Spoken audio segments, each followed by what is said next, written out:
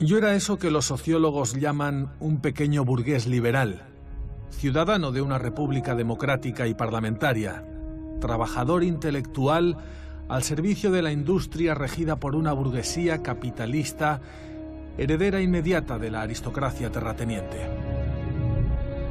Así comienza el prólogo de A Sangre y Fuego, una colección de relatos cortos sobre la Guerra Civil Española, en los que Manuel Chaves Nogales nos dejó un retrato descarnado y fiel de lo que este gran periodista español vio pasar frente a sus ojos.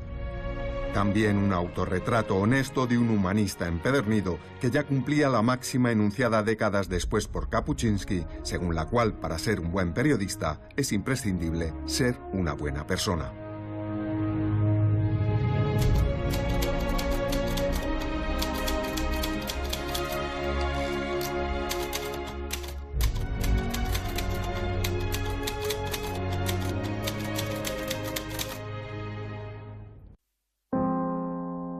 Era un hombre activo, muy familiar, donde le teníamos que llamar los domingos: papá, levántate, llévanos al retiro. Pilar Chaves Jones, cerca del siglo de vida, nos habla de su padre desde el recuerdo de una joven que en 1940 se despidió de él sin saber que no volvería a verlo. Mi padre era un hombre animado, sonriente, pero muy personal, y estábamos muy cerca de él, sobre todo yo, que era la mayor. Tenía una visión muy clara de las cosas que estaban ocurriendo alrededor de suyo, ¿no?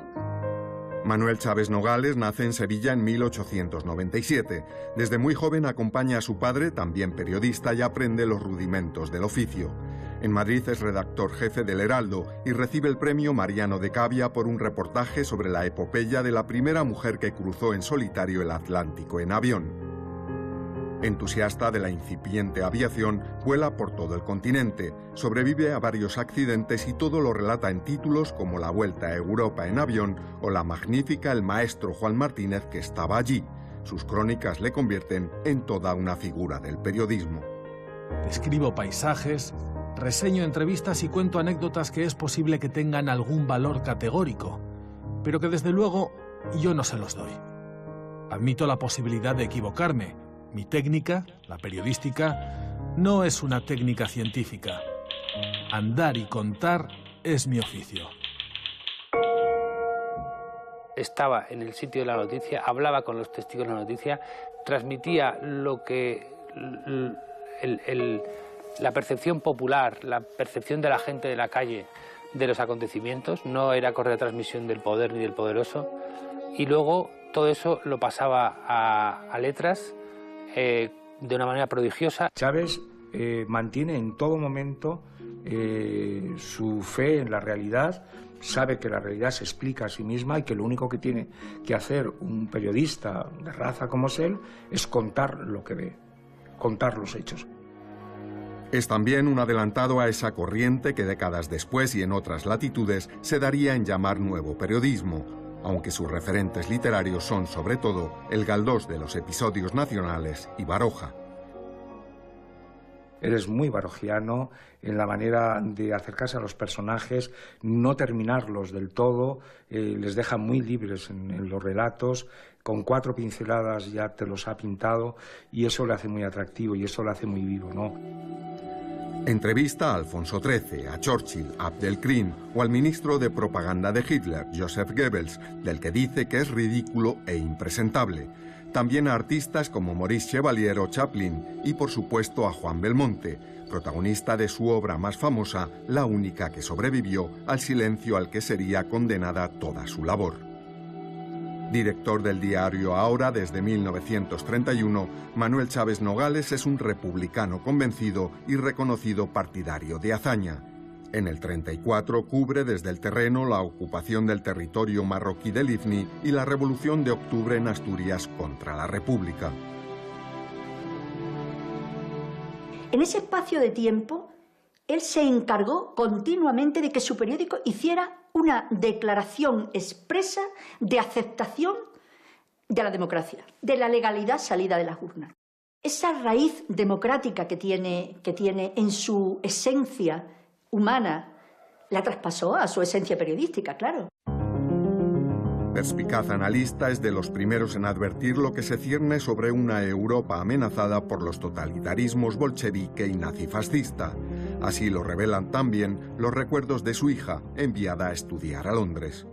Yo creo que él le dio miedo un poquitín ver que hacíamos como hacían los alemanes en aquella época, que se juntaban cientos de niñas o de niños haciendo gimnasia, cantando las mismas canciones y todo eso. Y que mi padre miró y sospechó. En España, la portada y el editorial del diario que él dirige, El Ahora, del día 14 de julio de 1936, son un grito en el vacío en defensa de la República y reclamando tolerancia. La idea, sea la que fuere, cuando es idea, es cosa noble, patrimonio exclusivo del ser humano. Y el crimen es la desposesión de ese mismo sentido de la dignidad humana. Cuando el golpe militar de Franco provoca la guerra civil, Chávez Nogales está en Londres, pero enseguida vuelve a Madrid. Vive los horrores que ficciona en A Sangre y Fuego con el magistral subtítulo de Héroes, Bestias y Mártires de España. Allí permanece hasta que el gobierno republicano deja la capital y se traslada a Valencia. Me fui cuando tuve la íntima convicción de que todo estaba perdido y ya no había nada que salvar. Cuando el terror no me dejaba vivir y la sangre me ahogaba. Cuidado, en mi deserción pesaba tanto la sangre derramada por las cuadrillas de asesinos que ejercían el terror rojo en Madrid como la que vertían los aviones de Franco, asesinando mujeres y niños inocentes. Y tanto o más miedo tenía a la barbarie de los moros, los bandidos del Tercio y los asesinos de la Falange, que a la de los analfabetos anarquistas o comunistas. Él está con la República porque entiende que el golpe que se ha dado es contra un régimen legal, pero entiende también, porque lo ve, porque vive en Madrid, que la República desaparece el 19 de julio. Exiliado en París, sin ayuda, con tan solo su oficio, reconstruye su vida en torno al periodismo, pero llegó huyendo de una guerra y no tardará en encontrarse con otra. Los viejos rencores llegan a las puertas de París con las tropas nazis. Entonces se tuvo que marchar de París, porque nos dijo, van a venir a buscarme. Entonces, efectivamente, se marchó con un maletín y una gabardina al hombro, se marchó. Y tengo su visión en los ojos de cuando lo hizo, ¿no?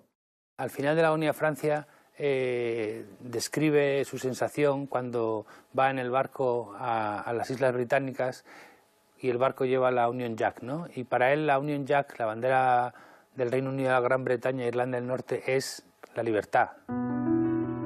Afincado en Londres, como periodista cuenta lo que ve e intuye que los totalitarismos van a ser derrotados en Europa. Sin embargo, a principios de mayo es operado de una afección de estómago y días después fallece. Por un mes no pudo ver el desembarco de Normandía. Como republicano había perdido la guerra en España y como demócrata no pudo ver el triunfo de la libertad en Europa. También perdió su lugar en la memoria del periodismo y la literatura. Pues hay un régimen, el régimen de Franco, que asalta la República y termina con el gobierno legalmente instituido, impone sus normas y entre esas normas están que han de desaparecer de la memoria de los españoles la obra y la persona de los liberales que más se han distinguido hasta el momento de la guerra civil en el panorama intelectual español. Escribió que pasara lo que pasara en España iba a haber o una dictadura totalitaria comunista o una dictadura totalitaria fascista. Eso hizo que los perdedores de la guerra también lo rechazaran como enemigo, porque no era de los suyos. Y como no era de los suyos, pues no mantuvieron viva su memoria. Por tanto, todos dictaminaron una especie de gulag de la memoria. Es decir, no se podía tener presente el testimonio de Chávez porque Chávez, ese testimonio, era acusatorio para unos y para otros de sus crímenes. Periodista de una decencia intelectual intachable, demócrata hasta la médula, como escritor de ficción fue capaz de encontrar la semilla de la comprensión hasta en el último y más terrible de sus personajes. Su mirada humanista le permitió captar la esencia de las personas y de las cosas. Su lectura arroja luz sobre algunos de los años más oscuros vividos en España y en Europa.